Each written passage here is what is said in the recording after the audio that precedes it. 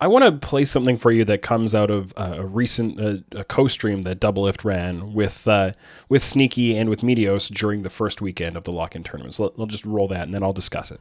But I think a lot of the LCS orgs don't seem that interested in winning. They seem more interested in developing talent.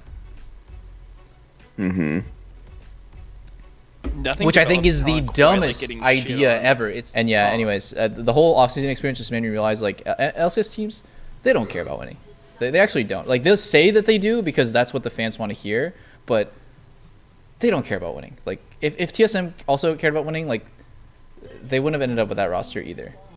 So the specific part of this and the quote I want to focus on is when he says, a lot of the LCS orgs don't seem that interested in winning. They seem more interested in developing talent, which I think is the dumbest idea ever. And up front, I want to identify a couple ways that I think Doublelift is right here. Some LCS orgs do put player development ahead of winning. But is it dumb?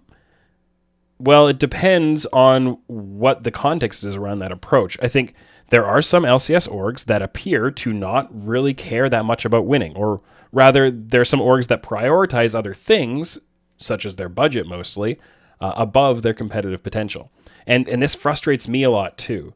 Not because it doesn't make sense on the surface necessarily, like you can't just throw infinite money at a problem and hope to win and not worry about it, right?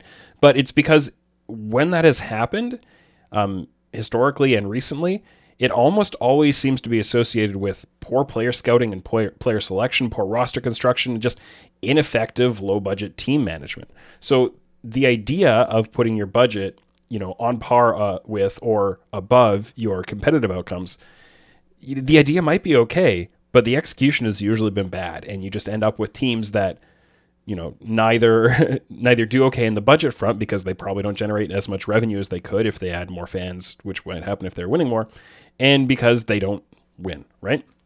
So they don't really solve for either of those problems effectively. And those situations really frustrate me. But there are some other LCS orgs that do develop or prioritize developing players over winning, but only in the short term, right? They might say that what they're looking at is a long-term outcome. They're developing players because they think it'll set them up better in the future, even if it doesn't today or a split from now or maybe over the next 12 months. And that's because these orgs, and I think CLG is probably the clearest example of this from this past offseason, these orgs don't believe they can win until they've developed enough talent and enough organizational kind of momentum to do so. So they're prioritizing long-term winning over short-term winning. They're identifying players who maybe are undervalued, who they think who can grow into franchise pieces, and who can, in the future, give them enough kind of respect in the community and among the player base, and enough of a fan base to justify taking the next step, maybe convincing management, hey, we got to spend more now, because look, now we've got these 2 or 3 players, and if we spend a little more and get these 2, now we're going to be a contender. But if you just go in with a blank slate and try to convince management, hey, look, I know we're really struggling and we got 9th or 10th last year, but you just got to let us spend $3 million and we'll be okay. I mean, you need to have a foundation to put that on top of. Otherwise, you might just be throwing that money down a hole, right? So the teams that prioritize long-term success over short-term success and that make developing players part of that, they are right to do so. They are putting player development ahead of short-term winning, but it's not dumb. It's the right choice. What I think is going on here with Doublelift's take is that he seems like very personally frustrated about what happened in the offseason, and I can understand why, right? He wanted to compete. He's a competitor.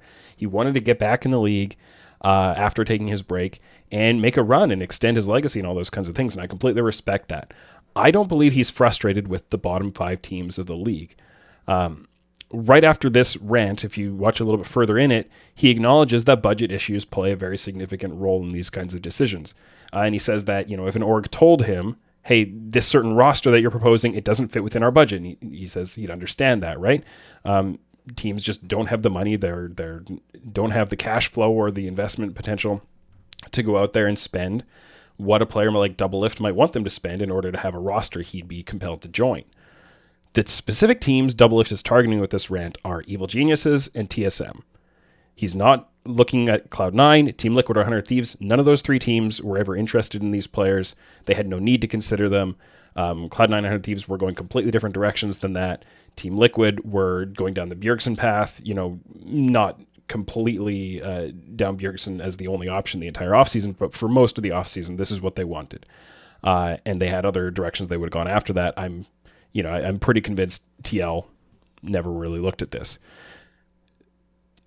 Evil Geniuses and TSM are the two orgs that Doublelift and Jensen, together as a duo, tried to pitch themselves to and convince, we're going to build a super team. You guys have the budget. We've got the talent. Let's go and do it. I don't believe either of those organizations took the conversation very far. And so, I'm sure the Doublelift is frustrated with that. EG were never considering this combination. Aside from maybe bringing it up in a meeting once. I don't know for sure. I wasn't in the room for any of these. But they never said here's our list of options and this is one of our good options. They never went that far with it. Okay. TSM, I believe, may have considered Jensen as an option. I don't think they ever considered Doublelift. I might be reading between the lines too much on this, but with all the fallout between Doublelift and Reggie, some of that I think might have come out of the fact that TSM didn't want to pursue this combo. I think a lot of it existed before. I think there was kind of some friction brewing, and that probably played into the fact that TSM maybe didn't really want to revisit this. I'm not entirely sure, but I'm pretty confident TSM didn't carry this very far. And if they had gone for something and gone after Jensen, tried to make an offer there, they probably would have done something different in the bot lane. So I don't think there was a real option on any of the LCS orgs to go after a Jensen and Doublelift combo. And I think that would create some pretty natural frustration, make Doublelift kind of upset about it. And I totally get that. Okay. And I think that's a lot of what's coming out in what he's saying here in this clip. I do want to address a couple of things he says in the ways he says it, because when Doublelift implies that Evil Geniuses, let's talk about each of the orgs separately, that they were putting developing players ahead of winning, I think he's way off the mark. I think Evil Geniuses care a ton about winning, and I think they made the choices that set them up both to win more in the future, which is the developing players approach, but also to win more right now, to get them to Worlds this year and get them to compete effectively. I'm convinced that Evil Geniuses believe Danny is and was a better option than Doublelift. And I personally believe that Danny is and was a better option than Doublelift. I think that if Doublelift was in the team right now, he would not be performing as well as Danny is performing. I'm convinced that Evil Geniuses believe Jojo Pion is a better option for Evil Geniuses to win right now, or at least in the very near future. And that's what I believe as well. I put out a pretty long, impassioned video saying I want Evil Geniuses to promote Jojo Pion in the offseason when the first EG Jensen rumors came out. And it was because I believe Jojo Pion had already had, during the offseason, better hands than Jensen and played a more useful playstyle than Jensen and more that fit with the EG mindset, and one that I personally favor as well. And I think when you look at in his very first professional games, and you look at the way Jojo Pion performed, not a hint of stage fright, maybe a couple of very minor missteps, but he applied a ton of pressure in lane. He got out on the map. He was a playmaker. He put out his damage. He was playing a bunch of different champion types in those 3 games. I think you can be pretty easily convinced that Jojo Pion is at the least on par with Jensen right now. You can disagree with me on that, all right? But it's not so much about what I think. It's the fact that Evil Geniuses believe Jojo Pion gave them a better option to win than Jensen did.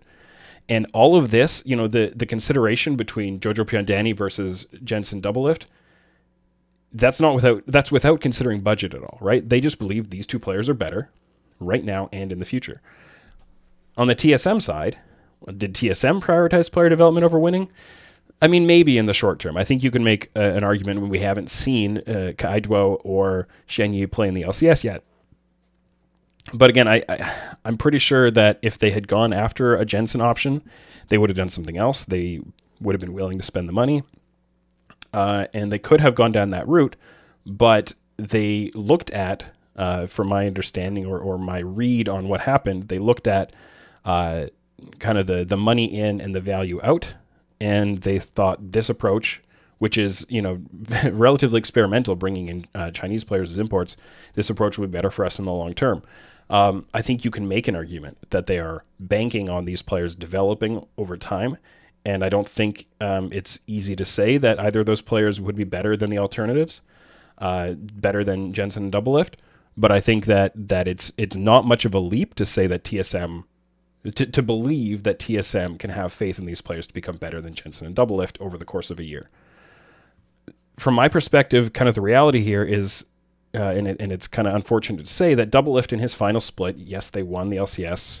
They did bad at Worlds, but they did win the LCS. Doublelift was playing relatively poorly that split. I had a lot of fairly negative things to say about him throughout the year. I thought or throughout the summer split, I thought he was maybe like a mid-tier LCS bot laner at best. Jensens' performance throughout 2021 was well below his career average. He had a good Worlds tournament, but you can't just take, a couple of weeks of a tournament at the end of the year and say this is his level that he is always going to play it in the future. If you look at his entire year, he was, a fifth, sixth best mid laner in the LCS for most of the year. And if that's a downward trend from his career average. So you can make the claim that, yes, this is a player who has proven he can learn and improve and continue to adapt as time goes on, but his development is headed in the wrong direction. And a bump up at Worlds again doesn't necessarily give you enough confidence to say that's the level he's going to play at in 2022.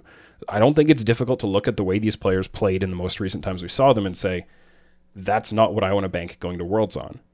So again, when you look at that kind of, that's the value you're going to get. And you look at the cost it would have been to pay Jensen's buyout, to pay the salary that Doublelift and Jensen would have wanted, to pay for the type of players that would have allowed those Doublelift and Jensen to feel that the super team they wanted was being built around them. I think that's an equation that you could easily, as EG or TSM, say, no, I'm going to walk away from that and go a different direction. So Doublelift might have the impression that TSM and EG saw the Doublelift Jensen combo and chose development ahead of winning, and that they didn't care about winning. But I don't think that's really true. I think there's an aspect of truth to it, but at its core, I don't think it's true. I think maybe that's the impression that Doublelift's agent gave him, but I don't think that was an accurate all-over view of what the teams actually felt and believed and wanted. And in my opinion, calling the pursuit of player development dumb, it's incredibly disrespectful to the efforts of the young players and the coaches who are working with them and everybody building up the entire NA ecosystem. And they're all working to bring up NA talent and improve the long-term future of the region. And letting his personal frustrations bleed through to calling player development dumb, which is how that comes across. I think that's just not a good take. It's not helpful to anybody. And I wish those comments hadn't been made.